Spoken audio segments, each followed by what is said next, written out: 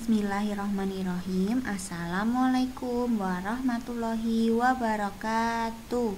Selamat pagi anak-anak. Semoga masih semangat untuk memulai pembelajaran di pagi hari ini ya. Hari ini kita akan belajar mengenai tematik muatan bahasa Indonesia. Nah, kita sudah sampai pada tema 5, subtema 2. Silahkan Ananda mempersiapkan alat tulis dan bukunya ya. Dibuka pada buku Pupena halaman 101. Nah, Ananda, Bu Guru ingatkan kembali, pekan lalu kita sudah mempelajari mengenai ide pokok dan informasi penting. Nah, silakan Ananda berlatih menemukan ide pokok dan informasi penting dari teks penyu laut pada Pupena halaman 81 sampai 82. Lalu difoto dan dikirimkan pada Google Classroom. Terima kasih untuk Ananda yang sudah mengirimkan. Akan segera Bapak Ibu kirimkan feedbacknya. Dan untuk bagi yang belum, silahkan segera dikirim. Nah, Ananda, pada pagi hari ini tujuan pembelajarannya, Ananda diharapkan mampu menemukan pokok pikiran dalam bacaan dengan tepat. Lalu Ananda diharapkan mampu membuat sebuah teks non-fiksi secara baik dan benar dengan mengumpulkan fakta dan informasi.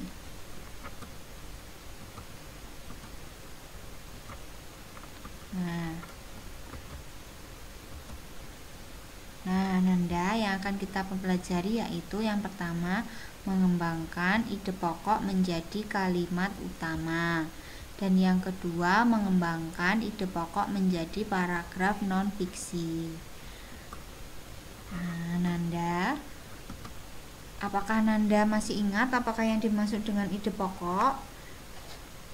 Ya, ide pokok merupakan gagasan dasar atau disebut juga dengan gagasan pokok. Nah, biasanya ide pokok itu ada di sebuah paragraf. Ide pokok berisi gagasan dasar mengenai suatu hal atau kejadian yang ingin disampaikan oleh pembuat teks. Nah, untuk membuat sebuah teks, penulis biasanya menentukan topik atau ide pokok terlebih dahulu. Nah, selanjutnya, ide pokok lalu dikembangkan menjadi kalimat utama. Nah, Nanda, yang pertama kita akan mempelajari mengembangkan ide pokok menjadi kalimat utama. Nah, untuk mengembangkan ide pokok dari teks yang disajikan, langkah-langkahnya adalah sebagai berikut. Yang pertama, membaca teks non-fiksi dengan seksama. Artinya dengan memahami isi teks tersebut ya anak-anak ya. Yang kedua, menentukan ide pokok dari teks non-fiksi. Nah, kemarin kita sudah mempelajari untuk menemukan ide pokok, kita bisa menemukan kalimat utamanya terlebih dahulu. Nah, yang ketiga, membuat kalimat baru yang berisi ide pokok tersebut menggunakan bahasa sendiri. Dan yang keempat, menggunakan diksi dan ejaan yang tepat. Nah, kita akan memberikan contoh. Nah, ini anak-anak silakan dibuka pada Pupena halaman 101 ya. Nah, di sini ada sebuah paragraf mengenai belalang. Nah, meskipun sering dianggap sebagai hewan pengganggu, belalang ternyata memiliki kandungan nutrisi yang baik bagi tubuh manusia. Menurut beberapa penelitian, dalam tubuh belalang terdapat berbagai jenis kandungan nutrisi seperti protein, vitamin, asam lemak esensial, dan mineral. Seekor belalang mengandung kurang lebih 20-40% protein serta 25-30% vitamin A dalam tubuhnya. Selain itu, pada kulit belalang juga terdapat zat kitosan seperti pada udang. Semua nutrisi tersebut sangat bermanfaat bagi pertumbuhan dan perkembangan tubuh manusia. Nah, Nanda, langkah yang pertama adalah membaca teks dengan seksama. Nah, ini sudah kita lakukan ya. Yang kedua adalah menentukan ide pokok dari teks non-fiksi ini. Nah, ide pokok ada di mana anak-anak? Ya, ada di kalimat utamanya. Nah, kita harus cari dulu kalimat utamanya. Kira-kira paragraf ini merupakan paragraf deduktif, induktif, atau campuran, atau enaktif? Nah, kita bisa lihat dari letak kalimat utamanya di mana. Nah, kalimat utamanya pada teks non-fiksi ini adalah pada kalimat pertama. Nah, kalimat utamanya yang mana? Nah, ini meskipun sering dianggap sebagai hewan pengganggu, belalang ternyata memiliki kandungan nutrisi yang baik bagi tubuh manusia. Nah, dari kalimat utamanya ini kita bisa menentukan ide pokoknya terlebih dahulu. Nah, ide pokoknya, belalang memiliki kandungan nutrisi yang cukup tinggi. Nah, langkah pertama membaca sudah, langkah kedua kita sudah menentukan ide pokoknya, dan langkah ketiga kita bisa membuat kalimat baru yang berisi ide pokoknya. Nah, ini kalimat utama yang baru yang bisa kita buat dari ide pokoknya ini, yaitu belalang sangat bermanfaat bagi tubuh manusia karena memiliki nutrisi yang cukup tinggi. Nah, Ananda membuat kalimat baru ini bisa sesuai dengan bahasa Ananda sendiri, tetapi juga harus memperhatikan diksi dan ejaannya. Seperti itu ya Ananda ya. Guru ulangi langkahnya tadi kita baca terlebih dahulu, lalu kita tentukan ide pokoknya. Nah, ide pokoknya diambil dari kalimat utamanya. Nah, lalu kita membuat kalimat utama yang baru yang sesuai dengan ide pokoknya dan juga memperhatikan diksi dan ejaannya. Seperti itu ya anak-anak ya. Nah, kita sekarang lanjut ke mengembangkan ide pokok menjadi paragraf non-fiksi. Nah, kemarin tadi sudah menjadi kalimat utama, yang sekarang menjadi paragraf non-fiksi. Nah, anak-anak masih ingat apakah yang dimaksud dengan paragraf? Ya, paragraf adalah gabungan dari beberapa kalimat yang memiliki makna. Nah, syarat paragraf tersebut yang pertama, penulisan paragraf ditandai dengan penulisan kalimat yang menjorok ke dalam. Nah, Ananda masih sering Bu Guru temui ada Ananda yang menulis paragraf itu tidak menjorok tetapi rata. Nah, itu untuk menandai paragraf, kalimat pertamanya harus menjorok ke dalam.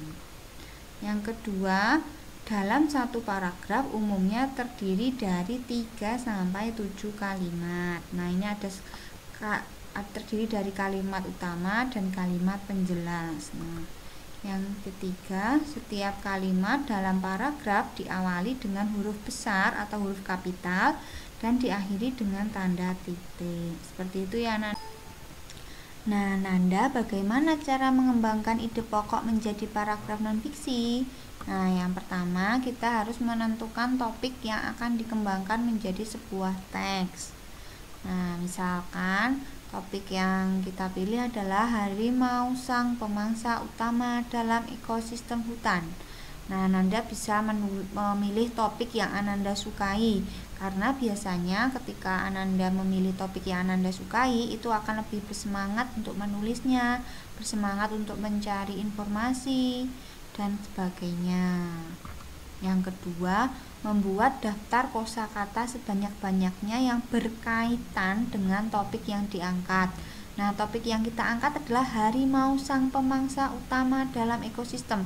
Berarti topik kata-katanya atau kosakatanya itu berkaitan dengan topiknya. Nah, ini ada kata-kata harimau, ekosistem, hewan, pemangsa, karnivor, hutan, habitat, pemakan hewan lain, dan rantai makanan.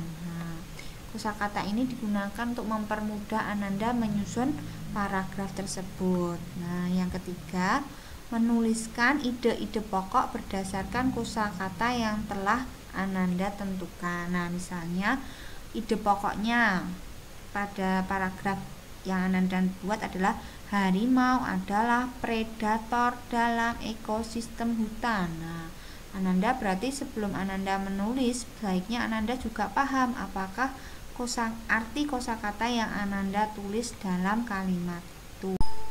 Nah, yang selanjutnya yaitu membuat kalimat utama dengan mengembangkan ide pokok. Nah, ini sudah kita pelajari yang sebelumnya tadi ya Ananda ya. Nah, dari ide pokok yang kita pilih tadi, harimau adalah predator dalam ekosistem hutan. Nah, Ananda dapat membuat kalimat utama yang baru dengan bahasa Ananda sendiri. Sebagai anggota ekosistem hutan, harimau merupakan predator utama dalam rantai makanan.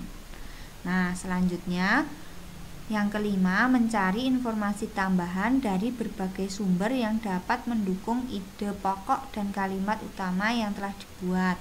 Karena kita membuat teks non-fiksi, berarti harus berdasarkan fakta atau informasi. Nah, ini bisa Ananda cari dalam ensiklopedia atau dalam artikel ilmiah dan lain sebagainya. Yang keenam, membuat kalimat pendukung atau kalimat penjelas berdasarkan informasi tambahan atau kosakata yang telah Ananda tulis sebelumnya. Nah, misalnya harimau termasuk hewan karnivor karena memakan daging hewan lain. Nah, ini merupakan penjelas dari ide pokok yang tadi. Atau yang kedua, dalam rantai makanan di ekosistem hutan, harimau berperan sebagai konsumen tingkat akhir.